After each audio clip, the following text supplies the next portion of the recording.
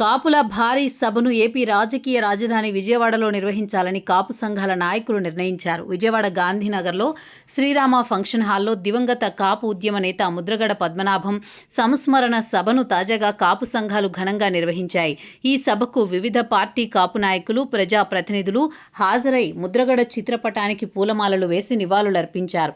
ఈ సభలో ప్రముఖులు ప్రస్తావించిన ముఖ్యమైన అంశాలు చూస్తే ముద్రగడ పద్మనాభానికి సంస్కరణగా విజయవాడలో కాపుల ఐక్యతను చాటేలా తొందరలో భారీ బహిరంగ సభను నిర్వహించాలని నిర్ణయించారు. ఇదే సమావేశంలో విజయవాడ సెంట్రల్ ఎమ్మెల్యే బోండా ఉమా మాట్లాడుతూ కాపుల ఐక్యత చాటాల్సిన అవసరం ఉందన్నారు. తాను విజయవాడ సెంట్రల్లో ముద్రగడ పద్మనాభం భారీ విగ్రహాన్ని ఏర్పాటు చేయిస్తా అని ప్రకటించారు.